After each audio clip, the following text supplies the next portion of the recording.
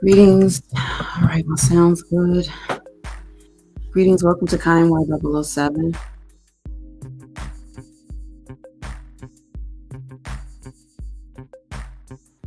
Appreciate all the new subscribers and participation, more than y'all know.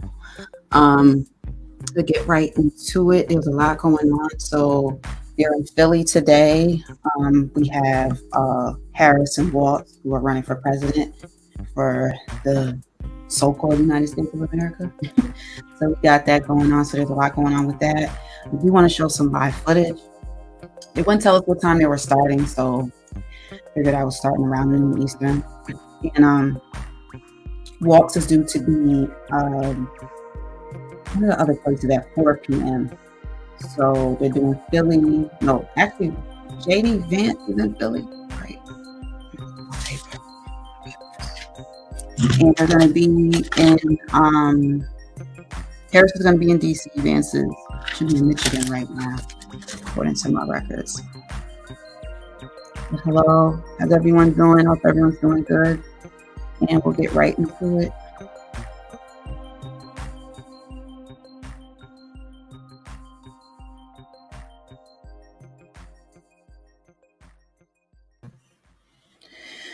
With this particular stream, I did want to zoom in on some commentary, and feel free to give feedback if you like. This is about clearing some political smoke, like it says, and I'm referring to Black women that don't even really identify as Black physically. And will it work for votes? This is all about votes. The Democrats seem to be really pulling for these votes at the last minute. Is it too little too late, do you guys think? I will put a question in the chat. You guys are pretty good about answering those. And let the stream warm up. As I do that, I hope everyone is doing well. On the side, you see singer Beyonce. A lot of people know her. She's one of the best singers and dancers, arguably. She's definitely one of the best. Just like you see here, she's doing the Cowboy Carter and all that. And it's nice to reinvent and change and, enjoying the craft for the people. But I've noticed too that every time I turn around, her hair is getting lighter and lighter. It's no longer, at least the blonde, now it's platinum. It's white. And it's like she wants to appeal non-Black. It's a difference. And I want to go over some things that have to do with hair. So in between, I'm going to give commentary, but I will be showing footage on things that I'm speaking of. So thank you for coming through. Shannon Sharp, I persist Shannon Sharp because arguably there's a lot of us that allege that he is gay. So now Kamala Harris has just went on Shannon Sharp's show, maybe it was a couple days ago. And I'm not going to watch it. I watched a little bit of it. I may show a little bit of that and do some commentary. So we'll have some live footage from where they're actually campaigning right now. And we'll have some material that I just particularly wanted to go over with y'all. So I appreciate y'all coming through. I'm going to screen share in a second. I also went on her website. I was pretty surprised with what I saw on her website. So I put that in there too. What do we have here? Oh, let me move that. Here we go. All right. If you check out the website is very interesting. They have queers for Kamala now. So that's something that I think is just, it surprised me, and that she put it out just like that. So we do have that. Let me get right to her trailer. There's people from around the world coming through different live streams. It came through mine. It's appreciated. And some people may not know exactly who's who and what. So I do brief so you know who's who and get into what I'm really trying to show y'all. Okay.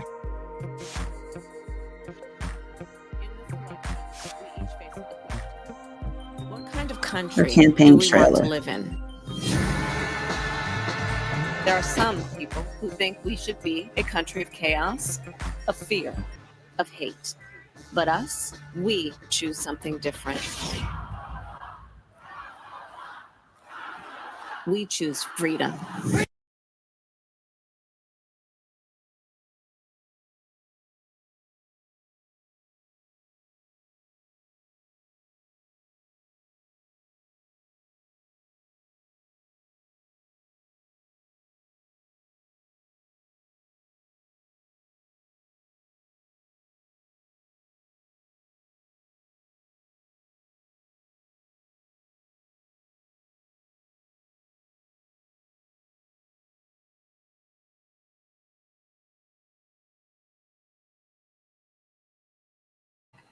My bad. Technical difficulties.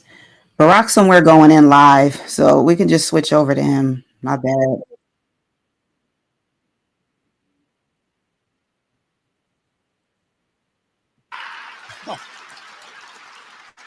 Concepts of a plan. Kamala's has plans to go after corporations that unfairly jack up prices.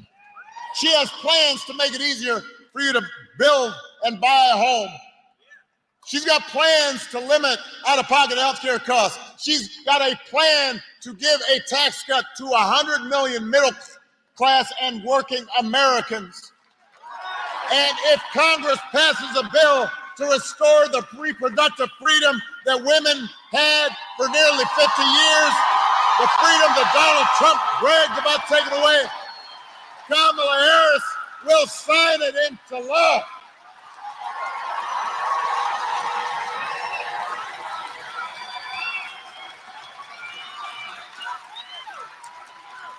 That's who Kamala Harris is. That's what she stands for, not concepts of a plan. Actual plans. Now, if you challenge Trump on his concepts, you say, well, those don't make sense. That's not well thought out. That's impractical. I don't understand that word salad you just issued. He will fall back on one answer: blame immigrants. He wants you to believe that if you reelect him and let him round up whoever he wants, ship him out, detain him, all your problems will be solved. Now, well, this has traction among a bunch of voters, so I want to talk about this for a second. I want everybody to understand this. We have a real issue at our borders. We are a nation of immigrants. But, so somewhere in your family, somebody came from somebody else. Right? Came from someplace else. We are a nation of immigrants. But we're also a nation of laws. And we have to make sure the system works the way it's supposed to, that it's orderly, that it's safe, that it's fair. But here's the thing I don't understand. If you are concerned about immigration, if you think it's a top problem, I want you to just ask yourself this simple question. Donald Trump, J.D. Vance, they're always talking about, well, Kamala's been vice president for 4 years. You know, so she has to take responsibility for all that, even though she wasn't actually president. Well, wasn't Donald Trump president for 4 years? Somehow that's conveniently forgotten. But I haven't forgotten. If rounding up and deporting millions of people, many of them women and children, if rounding up millions of desperate people is the answer to everything, why is it that the number of undocumented immigrants was basically the same when Trump left office as when he took office?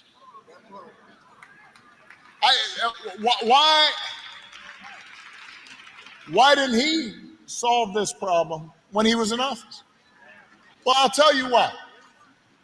Because he did not have a real plan. He had concepts of a plan. And it was a mean and ugly plan and an impractical plan. You know what would actually help bring order to the border and fix our immigration system? A bipartisan deal that Kamala Harris, as vice president, supported, even though it was written by one of the most conservative Republicans in Congress, and Congress was all set to go. And then Donald Trump called up the Republicans in Congress and said, well, you can't vote for that. Because he believed that it was better not to solve the problem so he could use the issue in the election. so he could engage in fear mongering. Vote.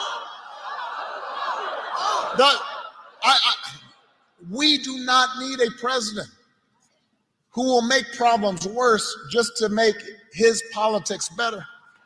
We need a president who actually cares about solving problems, not exploiting problems, about making your life better, not just making you angry and resentful. We need somebody like Kamala Harris who will be focused on doing the right thing, rolling up her sleeves, getting stuff done. And to help her do it, she's going to need a Senate full of public servants like Bob Casey.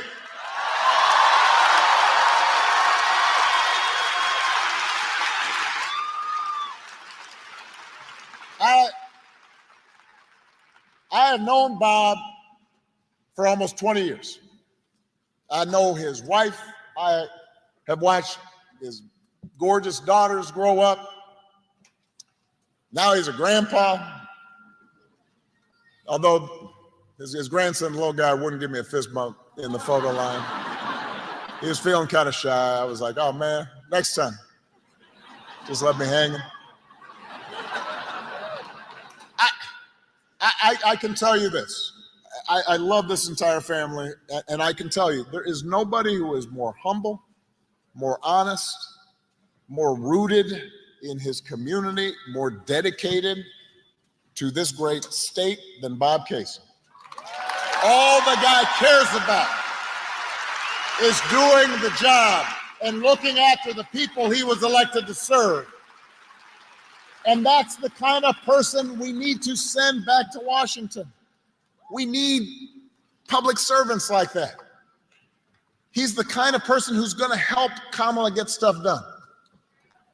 Leaders who share our values and will move this country forward. Now,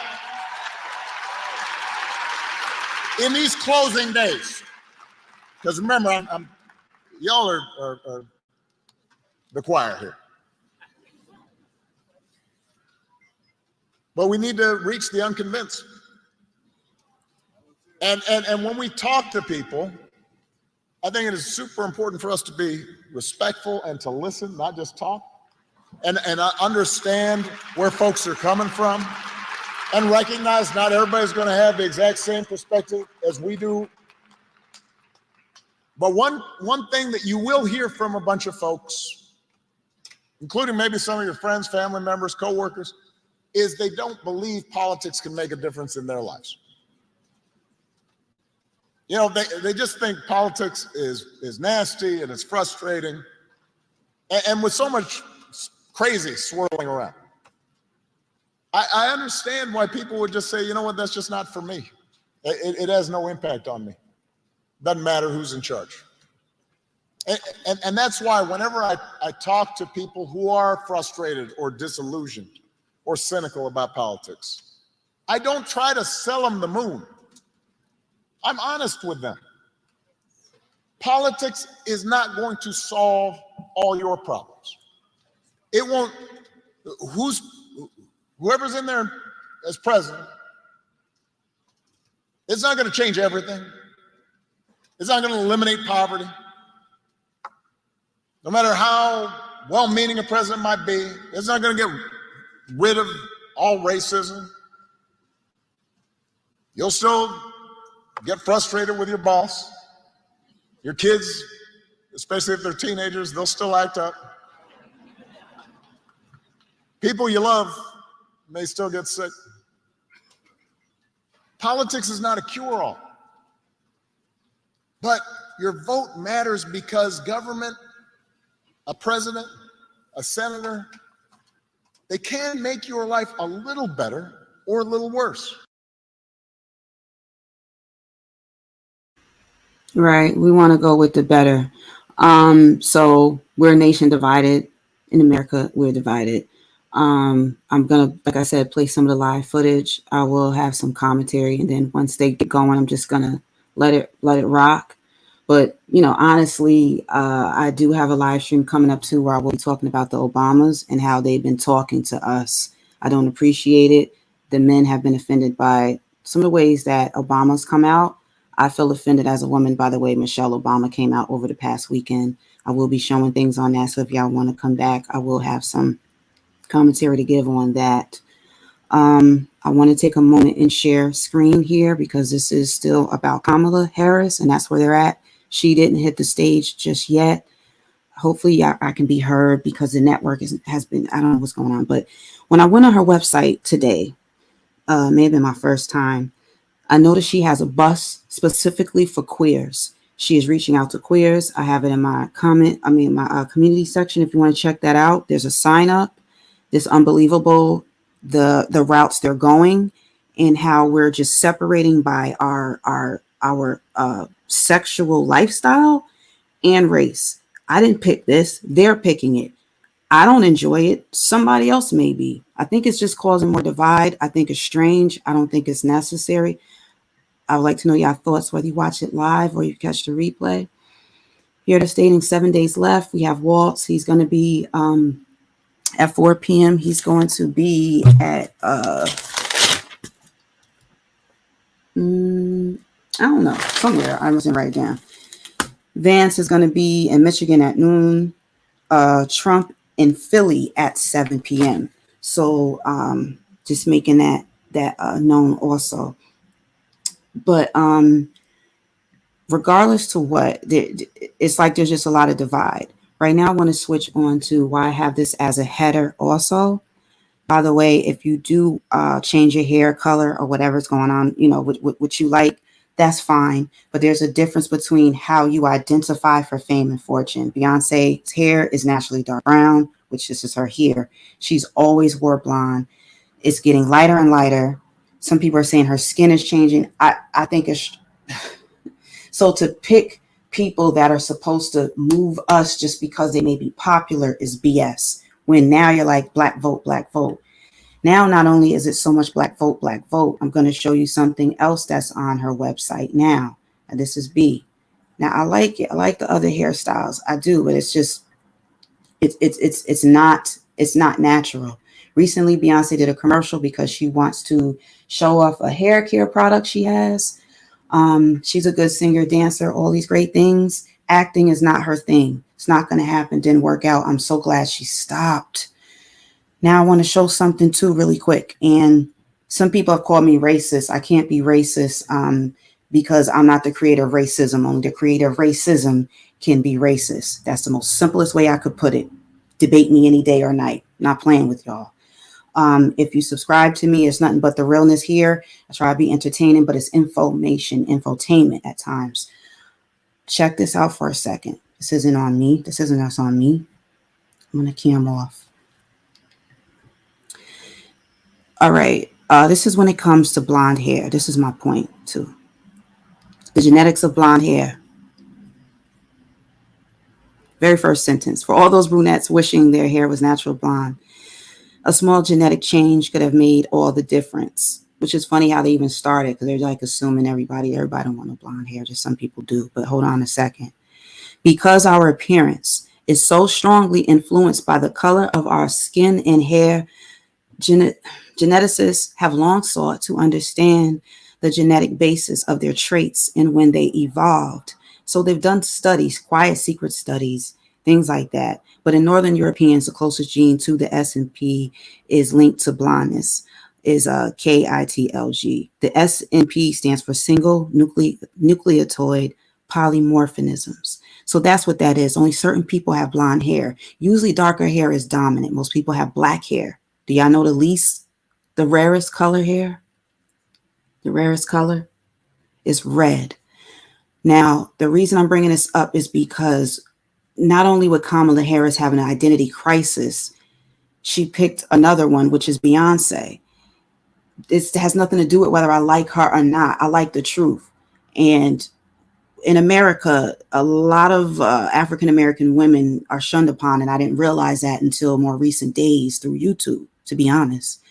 They don't really like us because we're lighter skinned and we've been whitewashed, a lot of folks. So this is part of it. You can color your hair. It's not just about that. But if you never wear your own texture hair and you never wear the color, what the hell does that say about you? Seriously, What does it say about your ass? So anyway, the genetics of hair, like I just showed you, I was from a science website. And surprisingly, ancient roots in Asia is where blonde hair comes from. They believe originally. So we just go off of studies. We don't know everything yet. We're trying, So that's something I just want to put out with that. Those that don't know, Kamala Harris is running for president in the United States of America. I just say America. And I'm showing some clips from that. She should be hitting the stage at some point. Also, I wanted to show something else that I seen someone in the chat said that peace y'all too. I appreciate y'all because it'd be so many strangers and trolls. So I appreciate seeing people I know. We got Corinne Bliss Johnson in the building. We got an RBR University student somewhere in the building. We got Yeti Black. I appreciate y'all. Appreciate y'all. You was holding it down, Yeti, the other day. Man, I was like, yo, look at Yeti go. Look at him. I had a lot of fun too with y'all Sunday. There was just thousands of y'all that came through. My video almost hit 80,000 views. It was like 78,000, something like that. So much appreciated. So after that, okay, all right. So I said that. Now I wanted to show something else right here, real quick, and then we can get back into the live. So ever since she started noticing that and them telling her that she doesn't have the black men vote. Now, recently, she got hot mic'd. So the mic was still on. She didn't realize it was on. And she said, I need the male vote. So people are like, oh, look, she's scrambling. She's scrambling. You'll start to notice she's starting to put out pictures of her with black people like never before. You shouldn't have to do photo ops to do this and make it known, or go back in your past when you once did hang out with black folks to say, hey, guys, see. So that's why, y'all, it's offensive to some of us. This is the games that are being played. I'm going to show y'all something else. Where did it take me to? Because there's a specific black vote coming out. She's campaigning. Kamala Harris will deliver for black men. Okay, I didn't even see this. Y'all can't see that yet? Salute. Can y'all see this where it says Kamala Harris? Okay, you should be able to see it now. All right. Someone said it's called reaching out to the people. Yes, absolutely. But why are you waiting to reach out to the people? You feel what I'm saying? I'm going to help y'all because I know a lot of y'all lost. It's not just the non-blacks. It's black folks. You're lost. Please come through. I will help you. We can help each other. I don't know everything, but I know some good things, and it's been pushing me to talk about it. So I am. You don't wait till the last minute for your brethren. You don't wait and say, oh, I know I lost connection with them, but I figured they would just, vote for me because I'm black now. I'm black these days. We're not buying it. And I'm not coming here to say who to vote for, who not to vote for. But what I'm saying for sure is you damn sure best put them first, if anything, not last. You're not making any sense. And to the women that don't understand it, when you get a good one in your household, you'll completely understand it. This doesn't mean step on me. This means you should already be beside me. We should already be linked up. If not, then we have a disconnection. This isn't politics anymore, y'all. This is us. This is more about the skin we're in, not just the political part. What are you talking about? Now back to what I was saying. So here she has thing for specifically for black men, right? Over here, she's got the queer for Kamala. It's like everything is so grouped up to where y'all keep saying, oh, well, let's be more inclusive. Let's do this and that. Well, when we going to start? When? I'm not pushing gay. Why do we have to have a bus full of gays when we just can't say they're a bus full of people? Come on, man. It's going to be a sex bus. You're going to be busting all kind of nuts, and it's supposed to be about politics. You better do that later. Because everybody needs to get theirs. Everybody needs to get some. So let's stop playing. Some of us so backed up, we be ready to take it out on other people. Hello. What are you talking about? Oh, I can't get on the bus? Please. Please. Thank you. I appreciate that, y'all. It was something else. It was something else. Thank you. Yeah. And that's why I want to make it clear to people too. And I do appreciate the numbers. And then YouTube got something going on. And like some of the stuff that was playing, I was just like, what? Well, we'll fix that. Y'all got to give me my numbers.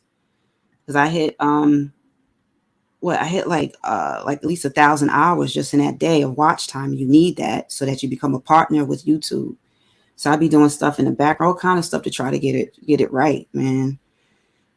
So, all right. And then here is one of the people that's starring on the bus, the queer bus for Kamala, Wilson Cruz. So that's why he's on the community post. If you want to check that out. I mean, it's on the bus. I've never heard or seen anything like this in my life.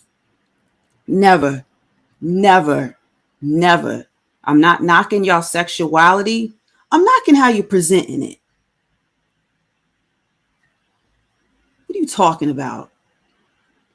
I'll go back to Obama for a bit too, because they're on right now live. But I hope y'all understand where I'm coming from, because we have a lot of colorism. It's not just the skin, it's the hair, our texture, all of that. That's why a lot of Black women have issues. But I'm gonna do a whole nother one it's just going to be about the sisters. It's us and our identity crisis.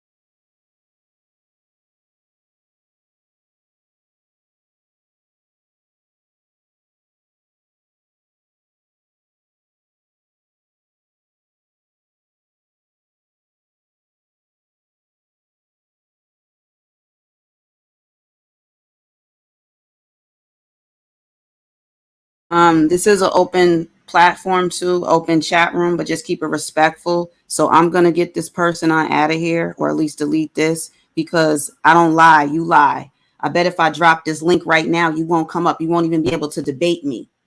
I'm not here for show. I'm not just here. Nah, I'm here for the discussion. That's why the numbers don't matter to me, sir. It's gonna take a while to get the right audience. You ain't even a sir. If you gay, you gay. If you like it in the butt, you like it in the butt. That's y'all. I'm going to come at you correctly, because when it gets down to it, the majority of gay people, you gay because something happened to you when you was a kid, and that shouldn't have happened to you. That should have never happened to you. But y'all not going to come up here and take it out on us. The people, the righteous ones, the people that got it right, the people that have went through things when we was younger, but we got it together somehow. You're not going to shove nothing down our throats, especially when it comes to Black people. We're the ones that have been silenced. We're the ones that still are oppressed. So don't you dare ever think you're ever going to come in here and tell me what I can and can't say. We've been oppressed for way too long. You crazy? And when I did leave this piece on YouTube, it was people like Blizz that was like, you wildin'.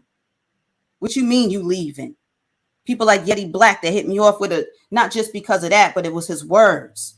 But a very nice donation. Stuff like that's going to just put a battery in a sister's back. So you ain't seen nothing yet. You playing yourself. If you gay, you gay. That's on you. Don't be coming around here with the bussy everywhere. Just clean up after yourself. Y'all be leaking. All these diseases going around and stuff. And a lot of the time it's because of y'all. And I be defending y'all because I be thinking they're too hard on gays. But nah, not the statistics. I'm all over CDC. I'm all over health. I'm all over NASA. What are you talking about? There's barely anybody that can touch me. I'll debate anybody any day about damn near anything. Y'all get embarrassed. Y'all can't even have conversations. Nothing embarrasses me. I can't. If you're a soldier, if you're militant, you got to get rid of those BS emotions. They're worthless and they're a waste of time. Don't you come in here with that nonsense. I'll tear your whole character up. I don't got to see you. I know how to get under that skin while y'all try to offend ours. I'll get back to Obama. But y'all ain't gonna, you got the right one. You trolls is furry. Y'all got nothing but fur and fear. Get out of here.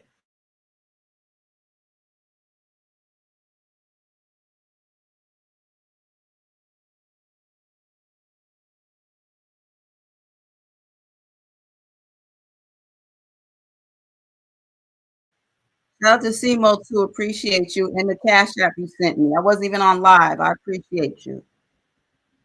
You didn't have to do it. You did.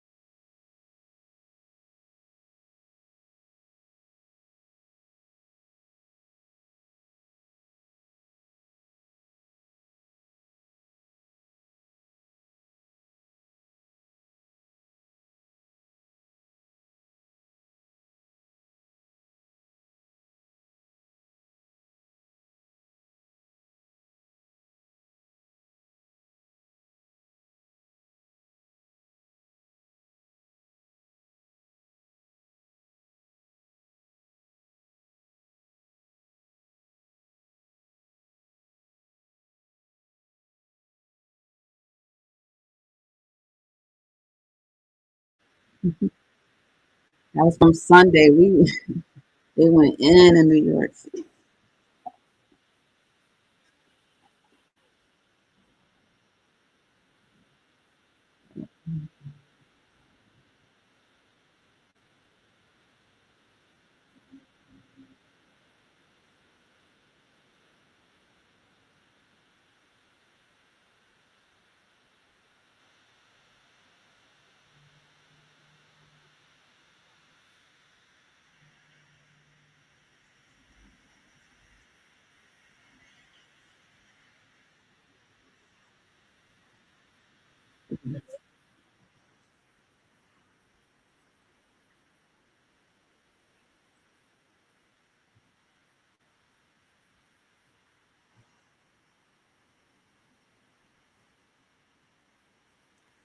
This Kamala, I didn't realize y'all couldn't hear for a while. Nobody told me. So I got to keep checking my audio.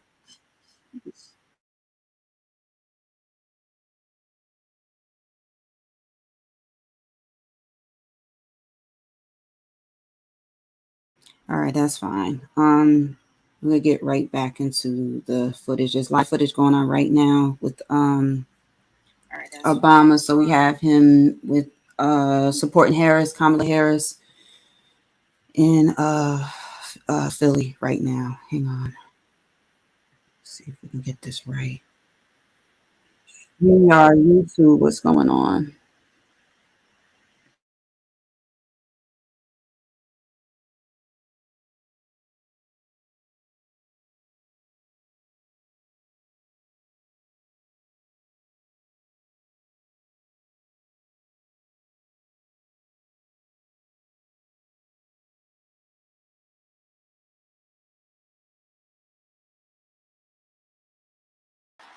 For a president, Kamala Harris.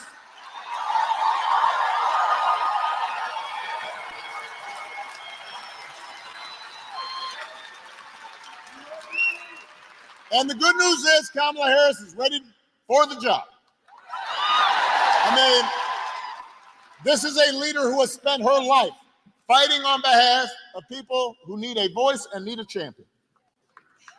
Kamala wasn't born into privilege. She was raised in a middle-class family. Worked at McDonald's when she was in college to pay her expenses. She didn't just pretend to work at McDonald's when it was closed.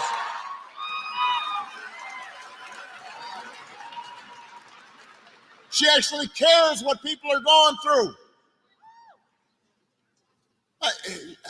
As the oldest child, she saw how the world would sometimes treat her mom. Single mother, 5 foot tall brown woman with an accent. And she'd watch how her mom never lost her cool. She'd call Kamala and her baby sister over and say, don't complain about injustice. Do something about it. And that's what Kamala did. That's what Kamala did as a prosecutor, standing up for children who had been victims of sexual abuse, standing up as Attorney General of California, fighting the big banks and for-profit colleges, securing billions of dollars for people they had scammed. After the home mortgage crisis, Kamala pushed me and my administration hard to make sure that homeowners got a fair settlement. It did not matter that I was a Democrat. It didn't matter that she had knocked on doors for my campaign in Iowa. She was not going to let anything stop her from winning as much relief as possible for families who deserved it. That's who she is. That's what she stands for.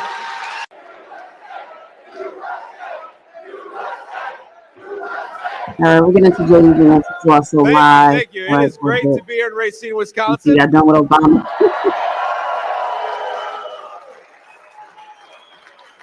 But it's going to be even better in 8 days because I think we're going to win the state of Wisconsin and make Donald Trump the next president of the United States. Now, we have a lot of incredible people helping us. I know we've got a lot of folks, just volunteers just in this room, but I want to give a special shout out to a couple of people. In particular, you guys are very lucky in the state of Wisconsin to have a great United States Senator in Ron Johnson. Ron, where are you?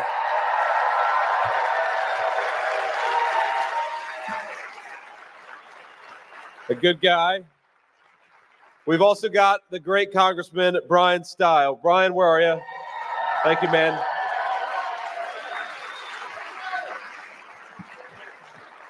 And last but certainly not least, the beautiful Usha Vance. Thank you, honey, for being here.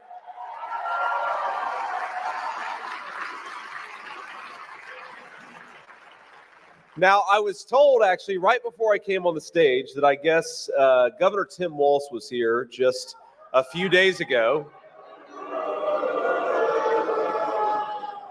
And they had, apparently they thought he was going to have 300 people, but he only had 200. That's too bad for Tim. But now we're here and we've got 1,000 people. So I'd say all the joy is with the Trump campaign.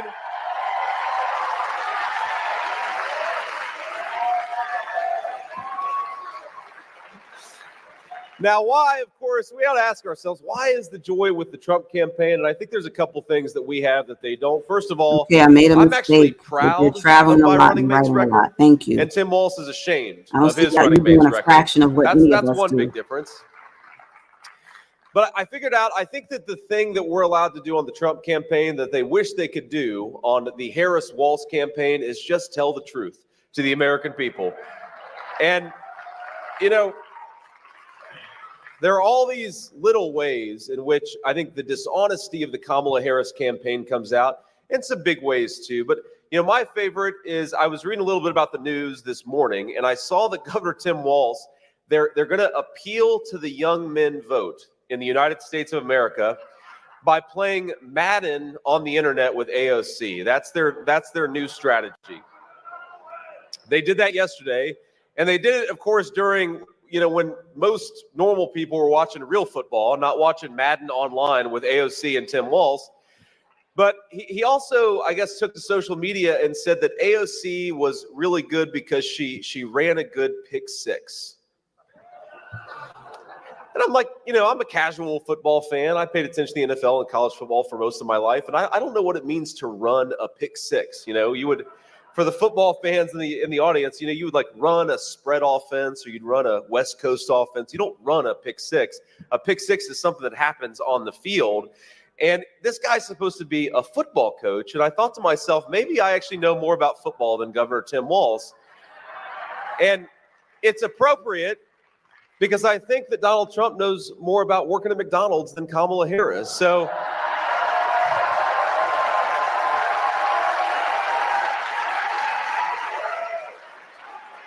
now those are the little dishonesties that they tell about their past. But of course, there's some big dishonesties that are at the heart of the Kamala Harris campaign.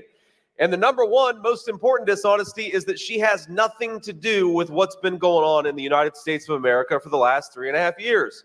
Kamala Harris would have us all believe that she was nowhere near Joe Biden, that she's had nothing to do with Joe Biden, that she doesn't even know what Joe Biden looks like, even though she has been the sitting vice president for the last 3.5, 4 years, and she used to brag that every major decision of the Biden administration, she was the last person in the room. And of course, not sometimes just the last person in the room, but we know because we can check the record that Kamala Harris cast the deciding vote on trillions of dollars of new spending. And what happened when we spent all that money? Groceries, gas, housing became less affordable. When the government prints money and spends money that it doesn't have, all of us pay that terrible hidden inflation tax, and we have Kamala Harris to thank for it. And so it takes a special audacity, a certain shamelessness that I think can only come from a true career politician for her to stand up in front of the American people and say things like, on day one, I'm going to tackle the affordability crisis that's affecting American families. Or she'll say, on day one, we're going to make the border more secure. And I think all of us with an ounce of common sense are saying, Kamala, day one was 1,400 days ago. What have you been doing that whole time?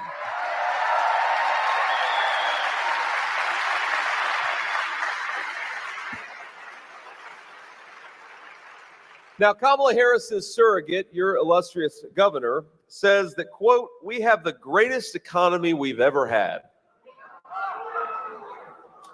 I don't even understand that argument. Here's the actual record. Over half of the counties in the state of Wisconsin have fewer jobs than before the pandemic, and manufacturing has been hit the hardest. And I know that Wisconsin is a proud state of American craftsmanship. So when folks lose those proud, dignified manufacturing jobs, it means, I think it hurts especially in states like Wisconsin, just like it hurts especially in states like Ohio. The cost of living is up 20% in the state of Wisconsin. The amount of money you're spending now to afford a life that you could have afforded when Donald Trump was president costs about $12,000 more per year. And in total, inflation has robbed Wisconsin families of about $28,000. That's the record of Kamala Harris. That is the record of the last 4 years. Is that the greatest economy we've ever had? So I think you'd all join me in saying, let's get back to the common sense economic policies of Donald J. Trump. Let's get back to prosperity in the state of Wisconsin and all across the United States.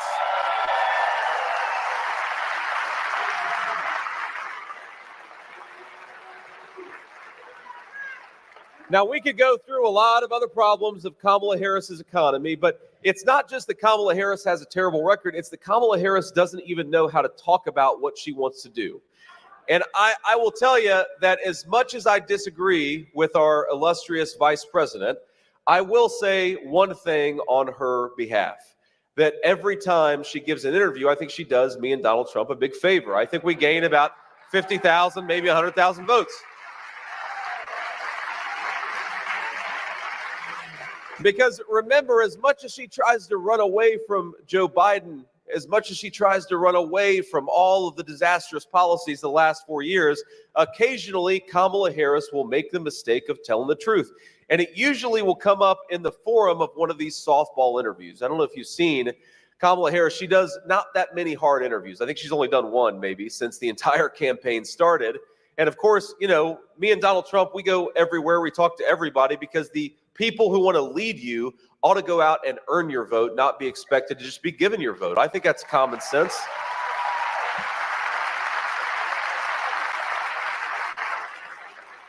But, you know, Kamala Harris, during an interview with The View a couple of weeks ago, actually kind of gave away the ball game a little bit. And again, she does pretty much only softball interviews.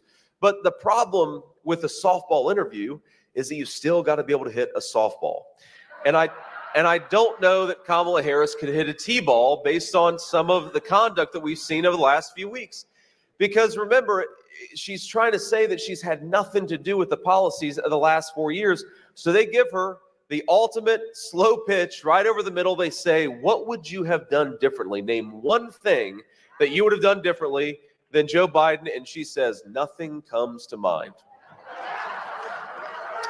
Now, to be fair, I do think that could be the slogan of the Harris-Walz campaign. Nothing comes to mind. But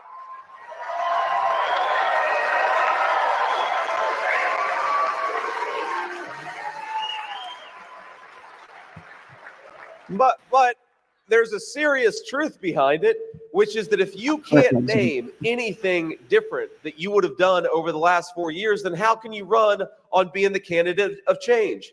How can Kamala Harris stand before the American people and claim that she is going to fix the affordability problems that she herself caused? How can she say that she's going to secure the border when she herself opened the border? How can Kamala Harris say that she's going to bring peace back to the world when it's her weakness on the world stage that has invited chaos and war to break out all over the globe? And the answer, my friends, is that she can't. So in 8 short days, I'd like you to help me and join me in saying you're fired to Kamala Harris. Go back to San Francisco where you belong.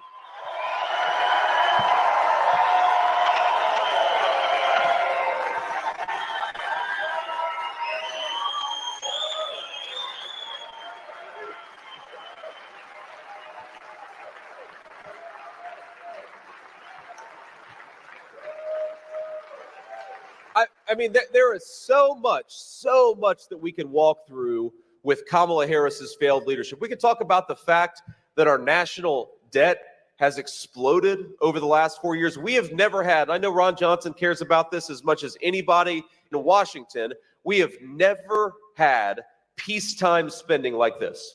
You know, usually when you have a government spending like a drunken sailor, they at least have the excuse of a war. Kamala Harris doesn't even have that excuse. She's spending like it's World War III. And frankly, with her policies, she may walk us into World War III. But thank God we're not there yet, and yet she's spending like we are. Credit card delinquencies are at 9% in the United States of America. That means that about 1 in 11 of our fellow citizens are so strapped for cash that they can't even pay their bills. Auto mortgages are delinquent by about 8%. That means about 1 in 12 of our fellow citizens can't make their car payment. My friends, we could do so much better. We got to get back to the president who delivered the fastest rising take-home pay in a generation, the president who secured the border, the president who had inflation at 1.5%, and that's Donald J. Trump, and we're going to get him elected in 8 short days.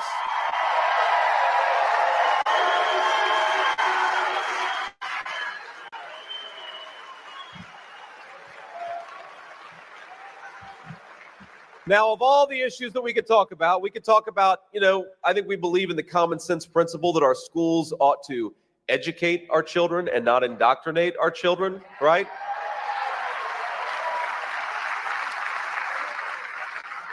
We believe in the common sense principle that America's troops ought to be used for our national security, that we shouldn't be the policemen of the world. I think most of us probably agree with that.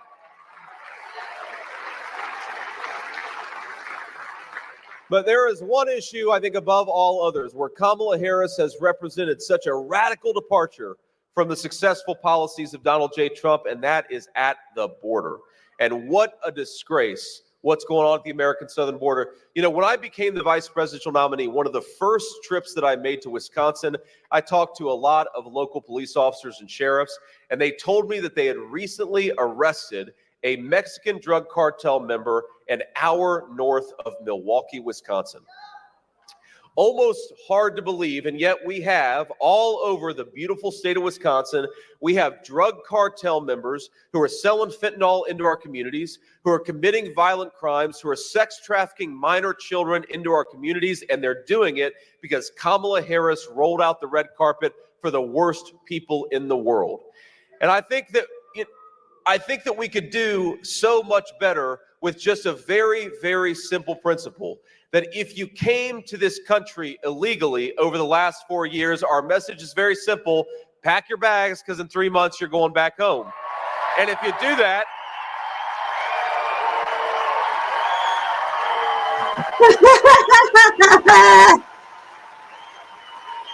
I don't care. I don't care.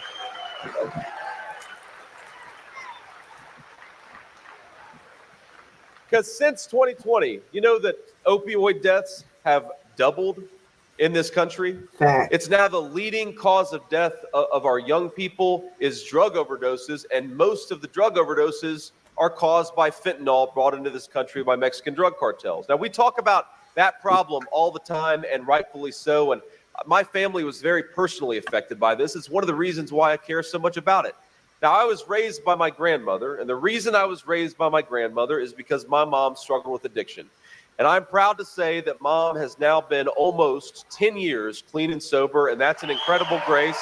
God bless you. Thank you.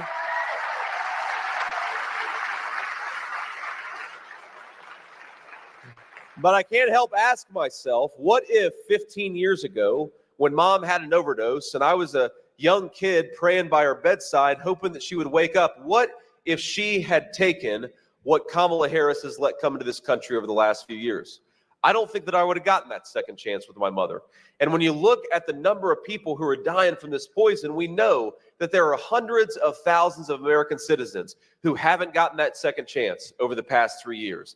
There are hundreds of thousands of American families, millions of people who didn't get that second chance with their mom, with their dad, with their loved ones, with their kids, because we allowed the worst criminal entity in the world to bring in and profit off of terrible poison in our communities. We are doing something to this country that is totally unforced and that is totally unnecessary, and it is going to stop when Donald J. Trump is back in the White House.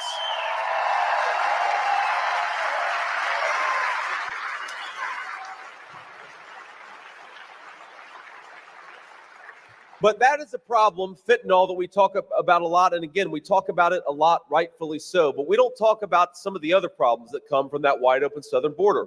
We don't talk about the fact that we often are welcoming people into this country who don't speak the native language.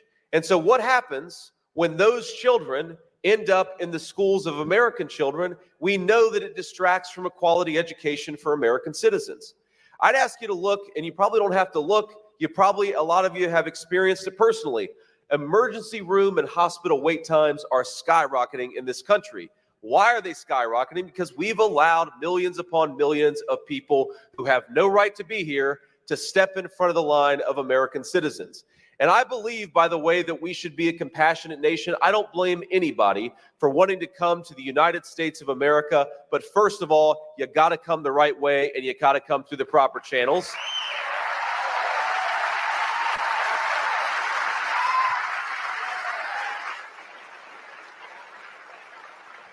And second of all, and this is very, very important, you know who I do blame? I blame Kamala Harris and her open border. So let's say to her in 8 days, you're fired. Get the hell out of there. We want somebody who actually cares about America's citizens. Compassion is a very good thing, my friends, and I believe that we are a compassionate and generous country. In fact, I believe that we are the most compassionate and the most generous country in the history of the world. But our compassion and our generosity must start with our fellow Americans, our fellow citizens. That is where our leaders should focus, especially given how screwed up the world is in 2024.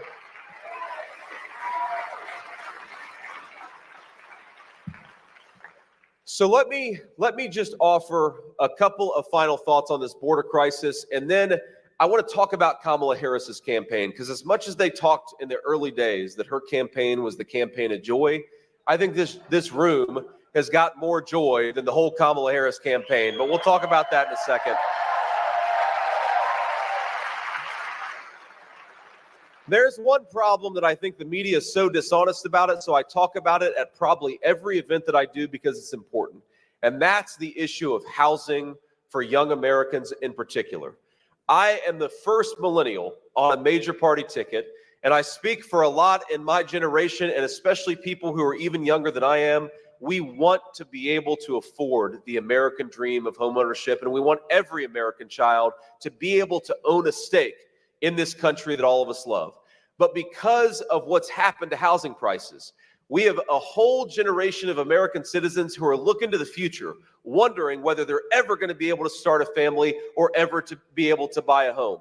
Housing prices under Kamala Harris's leadership have risen over 40%. And of course, in a lot of communities in Wisconsin, they've risen a lot more than 40%.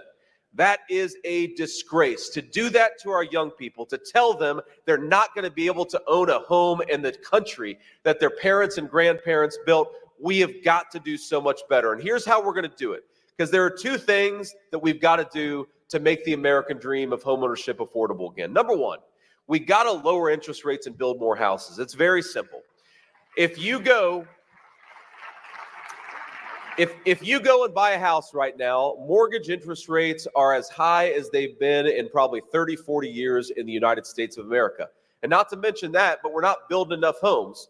You know, think about this. Our ancestors went to the moon with pocket calculators and slide rules. And thanks to Kamala Harris's overreaching government, we don't make enough homes for our own citizens. We used to make rockets that went to the moon. Now we don't build enough homes. That's a terrible, terrible reflection of our current leadership. But the honest and hard truth, and this is what the media doesn't talk about enough, is that no matter how many homes that we build, if we don't ensure those homes go to American citizens, housing prices are always going to be unaffordable for the American people. And when you bring in 25 million people who have no legal right to be here, and you put them in homes that ought by right go to American citizens, you are stealing the American dream of homeownership from our people.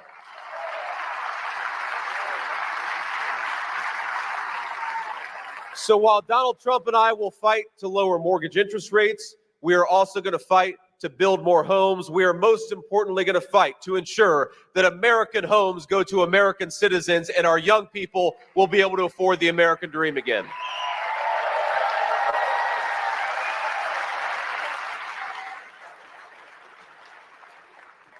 So let's talk just a little bit about Kamala Harris's campaign, because I don't think it's going so well, my friends. But here's the thing is, she doesn't have a plan to run on.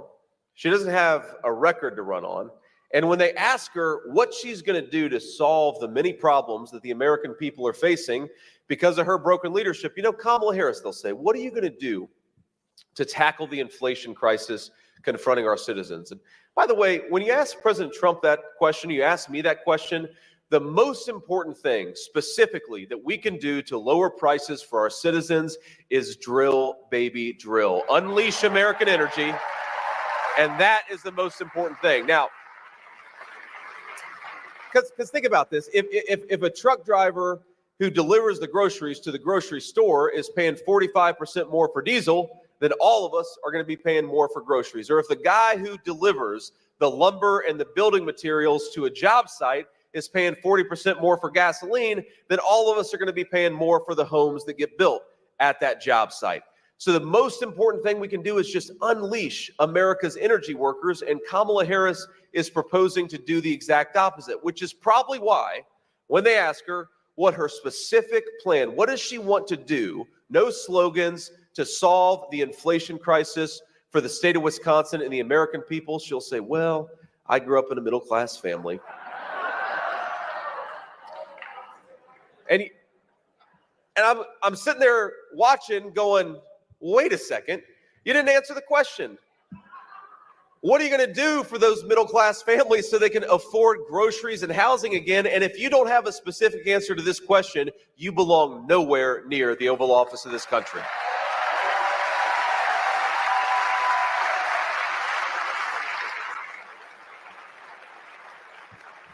So because they don't have a record and because they don't have a plan, what the Democrats have decided to do in this last week of the campaign is to double down on the most divisive rhetoric I think that we have ever seen from a major party presidential candidate in my lifetime. Because as much as Donald Trump and I have criticized Kamala Harris, and we'll criticize their plans, we'll criticize their disgraceful open border, Donald Trump and I want to be president of the whole United States of America. Even if you voted the wrong way or will vote the wrong way in 8 days, we're still going to fight for you and we're still going to fight for your interests. But here's the thing. That's not what Kamala Harris is saying. Kamala Harris has decided that she's not just going to attack me and President Trump, that she's going to attack the people who are voting for me and for President Trump, and I think that is a disgrace. We had a big rally yesterday in Madison Square Garden. It was very fun. We had a good time. Even 2 days ago. We got on the campaign plane today because, you know, we had a good time. Then we had a good time after the rally, but because my kids wake up really early, we all left for the airplane around 6:30 this morning. And I got on my plane and I looked at my staff and I said, man, you all look like hell. Long night last night. So say a prayer for the Vance campaign staff. But we thank you. But we get on the plane and I realized that Kamala Harris called the great patriots from every walk of life, from every faith, from every creed, from every background, white, black, and everything in the middle, 100,000 patriots, at least, between those that were inside of Madison Square Gardens and those that were outside. And she and her running mate are calling it a fascist rally. They're comparing it to a Nazi rally from 100 years ago. Go look it up. That's what they're doing.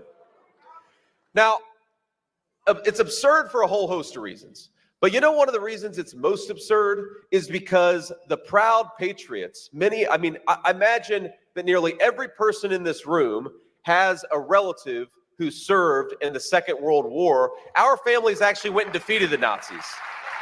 To call us Nazis is a disgrace. But I think it's extra ridiculous when you compare what Kamala Harris is actually running on versus what President Trump is actually running on. So I want you to look at this photo. I actually looked at this photo this morning, and we got some screens up here. So this is just something I Googled. I Googled troops landing at Normandy or something like that, and this is what comes up. Now, when these guys were fighting the actual Nazis back in 1944, I wonder what they would think about the Kamala Harris campaign and her policy proposals such as they are. Do you think that those men who saved a continent, and I would say saved the world for freedom and liberty, do you think that they were fighting to open the southern border of their own country? Because I don't. Do you think that those men were fighting for taxpayer-funded sex reassignment surgeries for illegal aliens? I'd like Kamala Harris to go back in time and hop on that boat and say that she wants taxpayer-funded sex reassignment surgeries for illegal aliens. And I'd like to hear the response of those brave men. Because I tell you, you got to be very precise with political language, okay? And so I decided to look up what is the exact phrase that I would use for a person who thinks those brave men were fighting for what Kamala Harris is fighting for today. And I looked in the dictionary, I thought very hard about it, and I came up with the perfect term. If you think those brave men were fighting for an open border and sex change surgeries for illegal aliens, the proper term for you is dipshit. And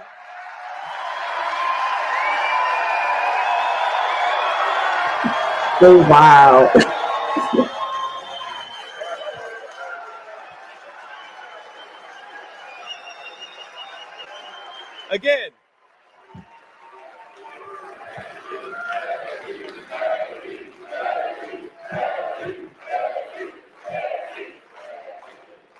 again, you got to be precise with your language in politics. The media is very tough. You got to choose the right words. And I apologize if there are any kids out there, but my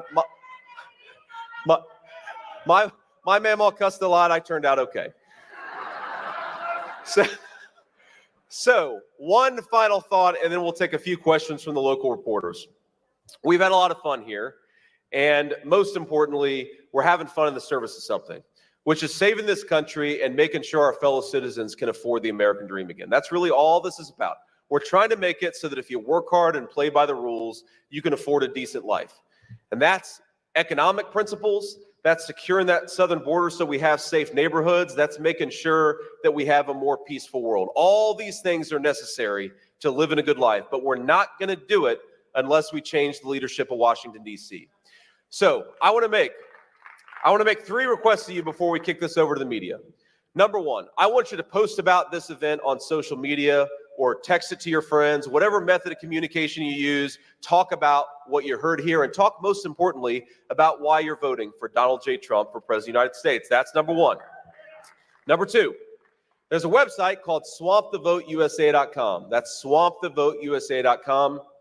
Go on that website and you can check out how to get involved. You can check out your registration. You can check out your polling location. You can just make sure that you're prepared to vote on or before November the 5th. And I'd encourage you to take advantage of every method of voting that you have, whether it's early, whether it's on election day, whether it's by mail. We got to use every method possible to get out there and vote. And here's the third request that I'm going to make of you.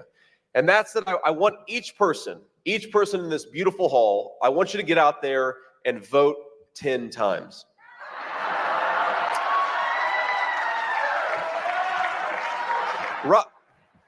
Ron just shot me a look. He said, we're Republicans. We only vote once. Here's the way you're going to vote the legal way 10 times is you're going to take yourself to the polls and take 9 of your friends and family with you. And I want every person to make sure that happens by Election Day.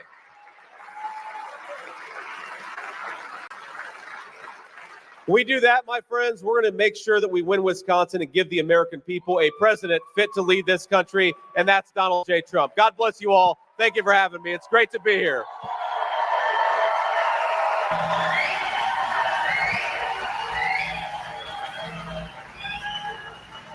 All right, y'all. So we just heard that from Vance there. All righty. I think he's done. Let's take a few questions from the reporters before we hit the road. Senator Vance, thank you so much for taking my question. Jason Calvi, Fox 6 Milwaukee. Appreciate your time. At the Madison Square Garden event last night, you were there.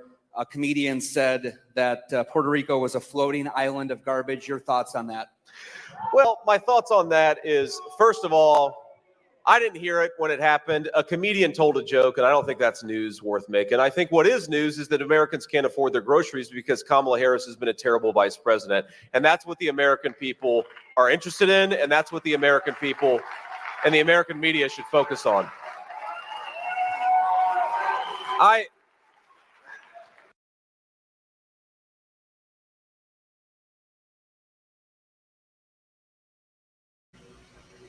All right, so Obama is, I believe, live right now, and they're in Philly. So this is where Kamala Harris will be taking the stage. She's due to hit the stage this afternoon. And that was when JD Vance was live. So I apologize. He's supposed to be live right now. So that was, I believe that was from yesterday. So that's why he said the big one yesterday. So anyone that was here, salute to y'all too. That was here with us Sunday. It was really big. So we'll hear just some. I'm just showing both. I have my views, but I'm not trying to persuade anyone. I'm here to talk about the community, melanated people, particularly anyway on my channel, and things to do with the Astros and some other things. So if you're interested in that, you can check it out. Some things are for everyone. Yeah. Now, you've heard this already, but it's worth it. See, I'm not even doing that. Do it tomorrow. Do not dilly or dally. Get out there. Vote. If you've got a mail ballot, return it right now. You don't want to be waking up and looking down at, oh man, you don't want to be that person. You forgot. Don't wait. If you're going to vote on election day, November 5th, go to iwillvote.com and make a plan. Now let's face it. If you're here at this rally, you're probably going to vote.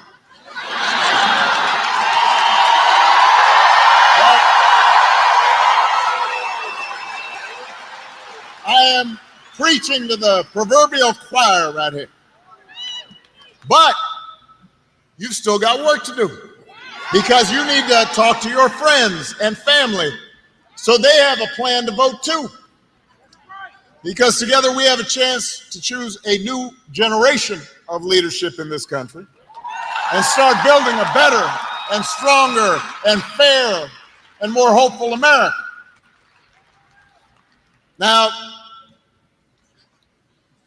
we know this election is going to be tight. It shouldn't be,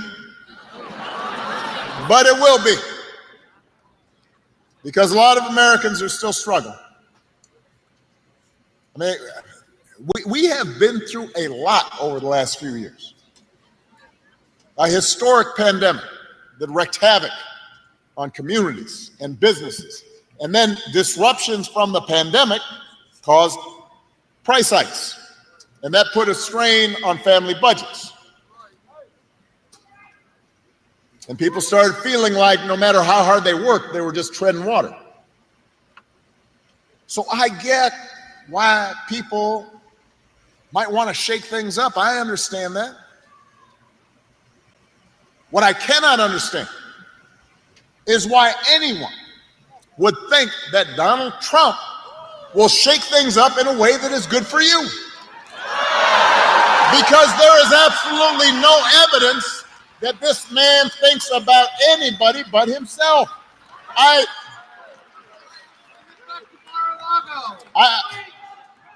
said this before.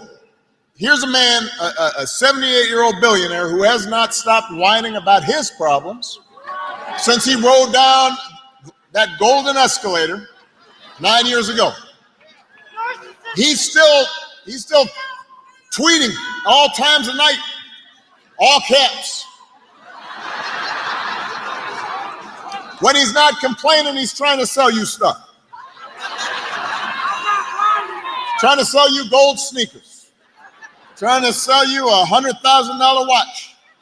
Says it's a Swiss watch. They can't find where in Switzerland it's actually made, but he wants to sell you a Trump Bible. Do not boo, vote. Remember that. I want everybody to understand, nobody can hear your boos, but they can hear your vote.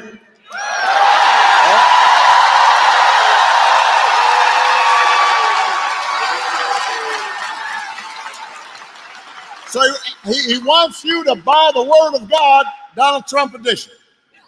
Got his name right there next to Matthew and Luke. Couldn't recite a verse, but he'll sell you that Bible. And guess where it's made? Made in China.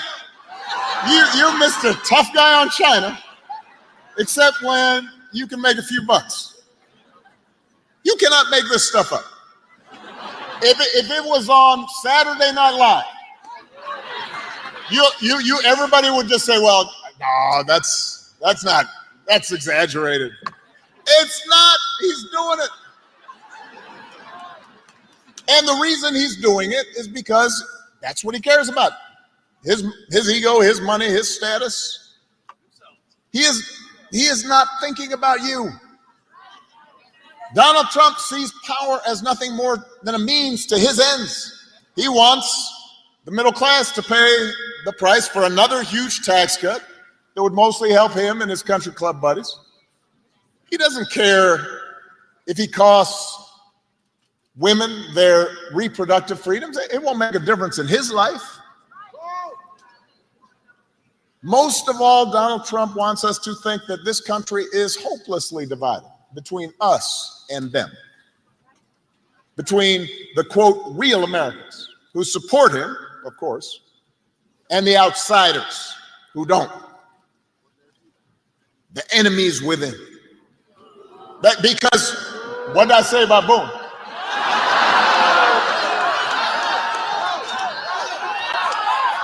Vote.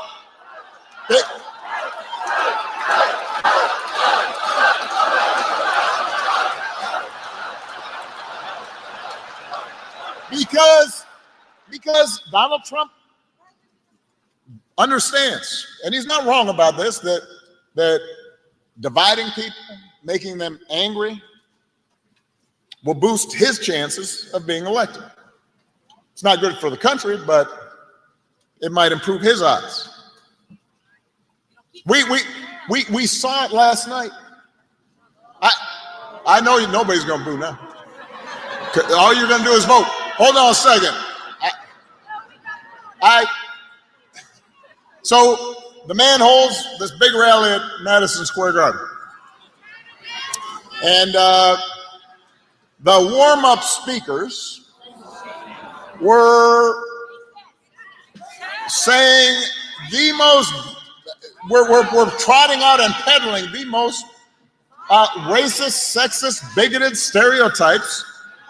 One guy called Puerto Rico, quote, an island of garbage. Now, these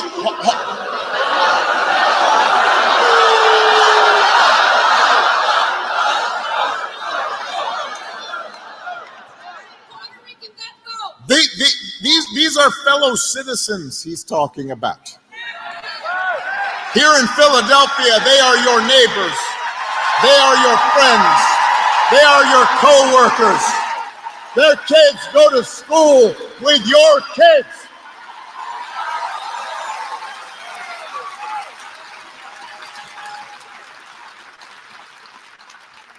These are Americans. They're people.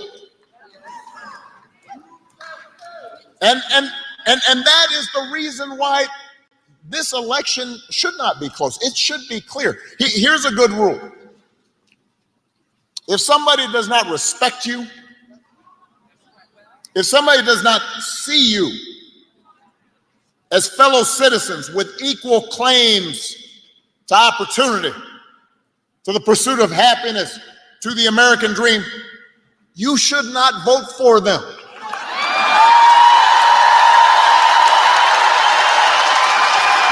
You should not expect them to make your life better. They will not help you make the, they will not help you pay the bills. They're not gonna work hard to make sure your kid gets a good education. They're not gonna help you with a down payment on a house. I mean, we have to reject the kind of politics of division and hatred that we saw represented. America's ready to turn the page. America's ready for a better story. Philadelphia, we are ready for a president Kamala Harris.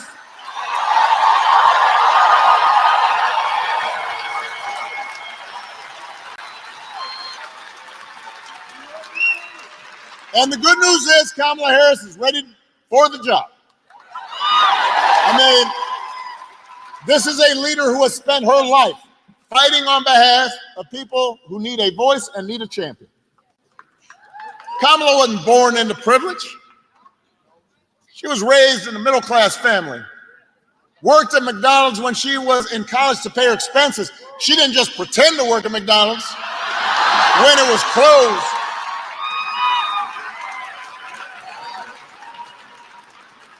She actually cares what people are going through.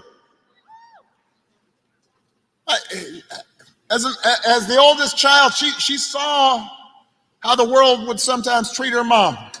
Single mother, 5 foot tall brown woman with an accent. And she'd watch how her mom never lost her cool. She'd call Kamala and her baby sister over and say, "Don't complain about injustice. Do something about it."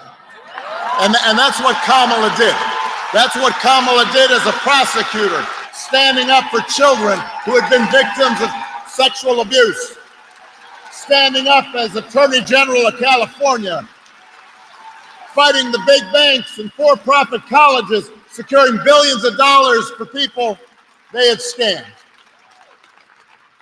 After the home mortgage crisis, Kamala pushed me and my administration hard to make sure that homeowners got a fair settlement. It did not matter that I was a Democrat. It didn't matter that she had knocked on doors for my campaign in Iowa. She was not going to let anything stop her from winning as much relief as possible for families who deserved it. That's who she is. That's what she stands for.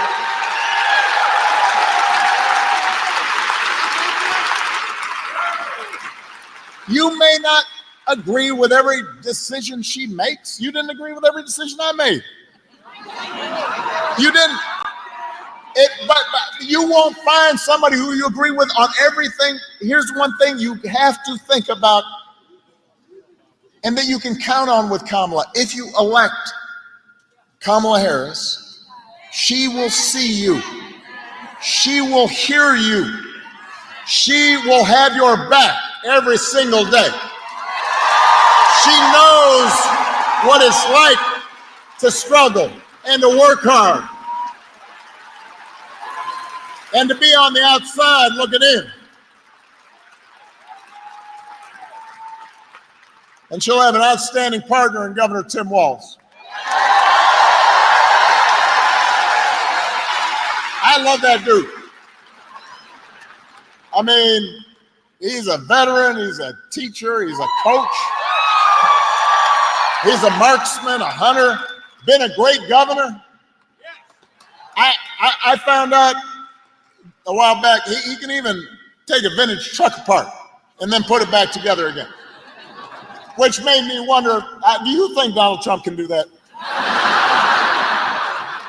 For that matter, do you think Donald Trump has ever changed a flat tire in his life? No. If he's got a flat tire, he calls over his chauffeur. Jeeves, change that tire. Really coming with the jokes, both sides. You tried the I right don't button. know that his name is Open actually chat room. Jeeves. Thank you. Instead of But it might be. subscribing. It's not just about Got a politics fake here, English barely. accent. I have good stuff. Jeeves. Hey, listen, the point is, if you elect Kamala and Tim, they won't be focused on their problems, they'll be focused on your problems. They actually understand that too many folks here in Pennsylvania and across the country are struggling to pay the bills. They know what it's like to struggle to pay the bills. Now, even though wages have been steadily growing, inflation is finally slowing. The price of everything from healthcare to housing to groceries, it's still too high for a lot of folks. And that hurts. The question is, who's actually going to do something about it? I knew you guys knew the answer, but that was a rhetorical question. But let me expand. So, on the economy, which all the polls show that's people's main concern, Donald Trump's main idea is to give another massive tax cut to billionaires and big corporations. Now, do not boo. No, that's the last time I'm going to say it. I know y'all got it now. Now, I have heard, because I'm talking to folks, and what I understand is some people are saying, well, I remember the economy when he first came in, that was pretty good. Yeah, it was good because it was my economy. Yes.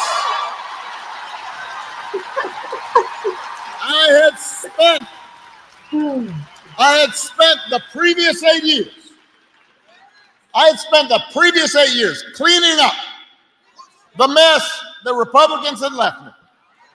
Financial crisis, Great Recession, the auto industry flat on its back. And after those 8 years, I then handed over 75 straight months of job growth to Donald Trump. And all he did was give a tax cut to people who didn't need it, drove up the deficit in the process. Now he wants to do it all over again. So, all right, so that's on the economy. People have this weird pre-COVID memory as if somehow he did something. He didn't do nothing. The other thing that I hear is, well, Donald Trump sent me a check during the pandemic. Now, I want you to understand this. First of all, Congress sent you a check. Democrats and Republicans, in the midst of a crisis, passed a law so that people could absorb not working during COVID. And by the way, Joe Biden also sent you a check during the pandemic, just like I gave people financial relief during the Great Recession. The difference is Joe Biden and I didn't put our names on the check because it wasn't about feeding our egos or advancing our politics. It was about helping people out during a tough time. So don't be fooled. I'm serious, because I've heard this a bunch of times. Well, I got a check. Don't be fooled into thinking that somehow that was something special. Do not fall for that okie doke. Do not be bamboozled. Don't be hoodwinked. And don't get fooled when he talks about health care either. If you ask Donald Trump, what's his idea to make health care more affordable, he's got one answer, which is, well, we're going to replace Obamacare, Affordable Care Act. He's not actually sure why it should be replaced, except for the fact that I did it. I have space in his head. But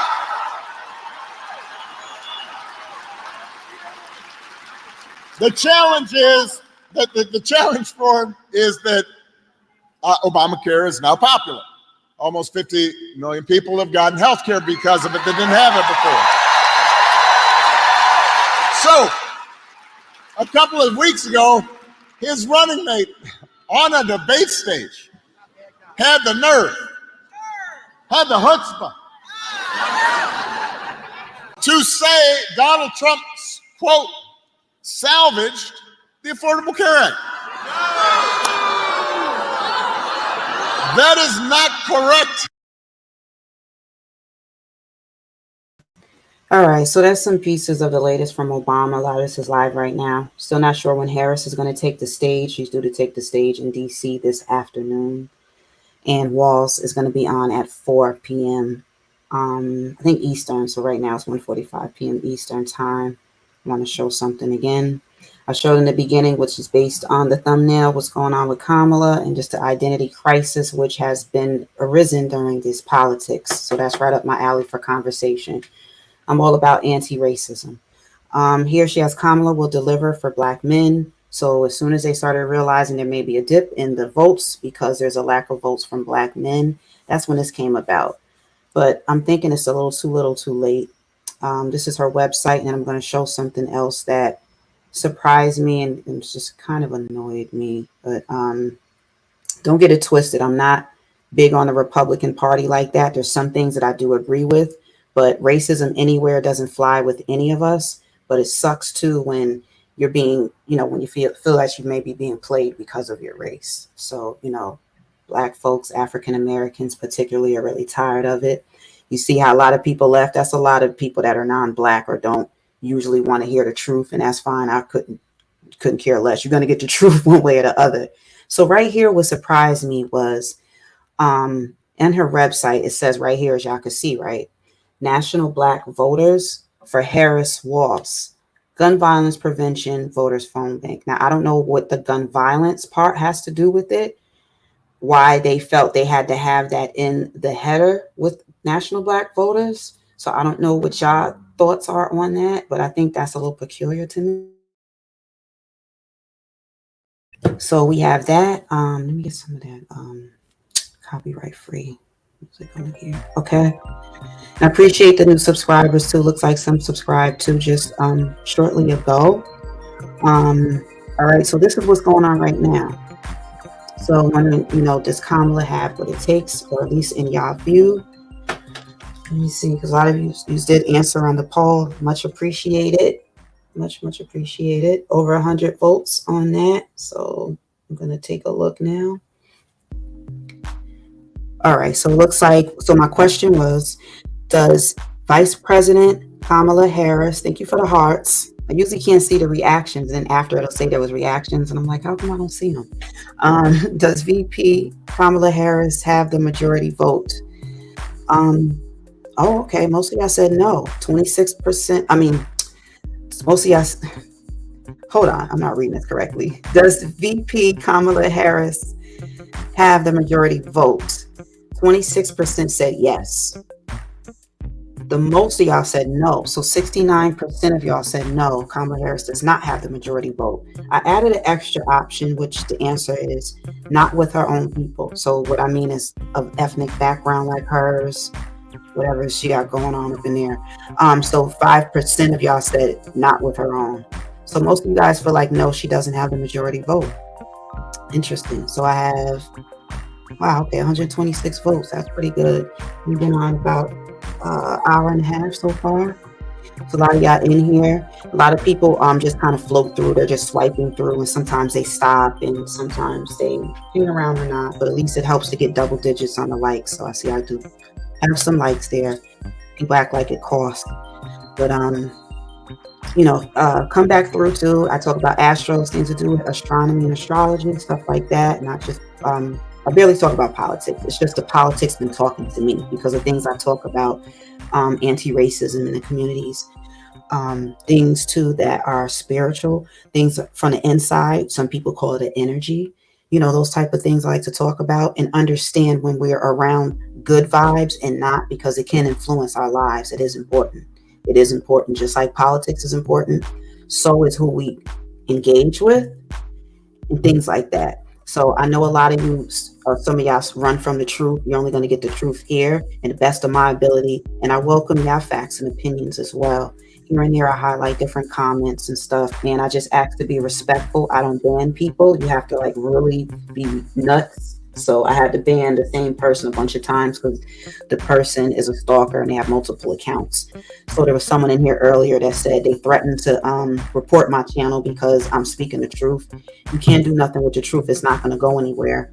And I speak the truth, and I don't say anything really offensively. I just say what I said, and we had a back and forth. So that's not a concern of mine. But anyway, anyone that's new, I'm Kiy NY007, and I appreciate you for coming through. Or you guys have anything else going on in the chat? A lot of you guys see we're very divided. There's a lot of Trumpsters in here, and then there's some Kamala's supporters in here. So it's everywhere. But just want y'all to know that like my channel is always going to be real. I got like one of the realest channels on here, so I'm never going to change for anyone. No numbers. So that's crazy. And people do that, but they'll see where their channel ends up going. You have to have content. So that's what I hope y'all understand and can at least, here I go, appreciate here. I don't really use my camera. I don't really enjoy doing that much. And I have the light right in my eyes.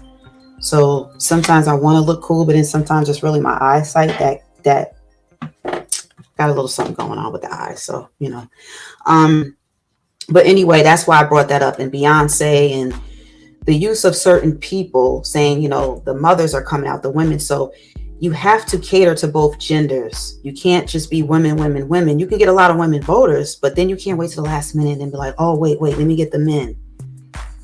So, that's where we're at with it. And I'm going to do something else during this week, a piece. I'll either do a video or a live, not really sure right now, but it'll be on Michelle Obama and the way she was talking to us as women over the weekend and encouraging reproductive things. If you don't want the baby, finish school, you don't have to have it, and I think that is so absurd. That is such a it's not a way to talk to our youth. We're teaching them to just have frequent casual sex, which they tend to do, but you don't have to be as responsible. It's like, yes, you do. Yes, you do.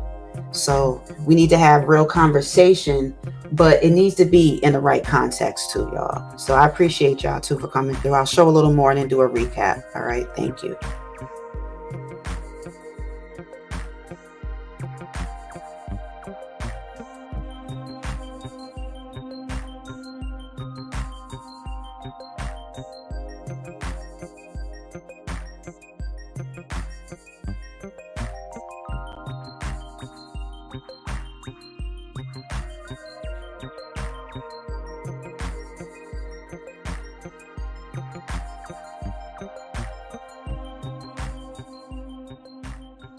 Know his wife. I have watched his gorgeous daughters grow up. Now he's a grandpa. Although his grandson, the little guy, wouldn't give me a fist bump in the photo line. He was feeling kind of shy. I was like, oh man, next time, just let me hang. I can tell you this. I love this entire family, and I can tell you, there is nobody who is more humble, more honest, more rooted in his community, more dedicated to this great state than Bob Casey. All the guy cares about is doing the job and looking after the people he was elected to serve.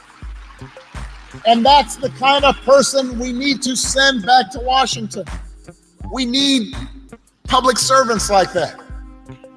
He's the kind of person who's going to help Kamala get stuff done.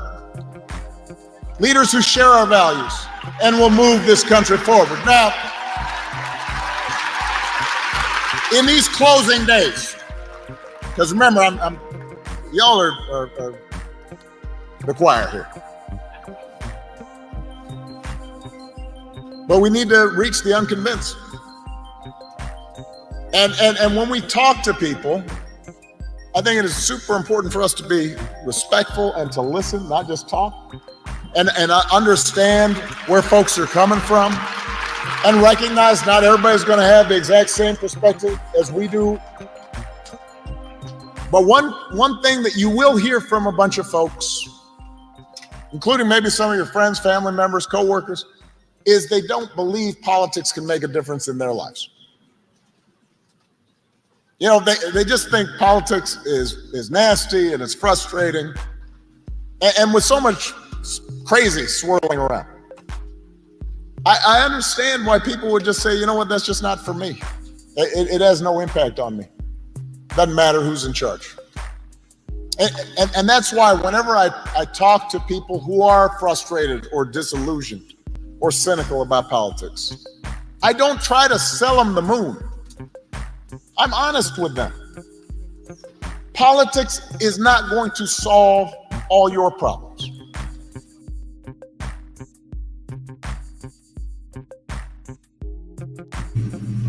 All right, y'all, my phone, there's stuff going on I'm attending to also. All right, y'all, appreciate y'all coming through and all the participation on the polls. Appreciate y'all. This is Kiy NY007. Hope to see y'all back too. Yeah, it helps to hit the like button too, because it helps me know, what's going on, and it helps the algorithm and all that good stuff. I appreciate y'all and hope to see y'all back. Peace.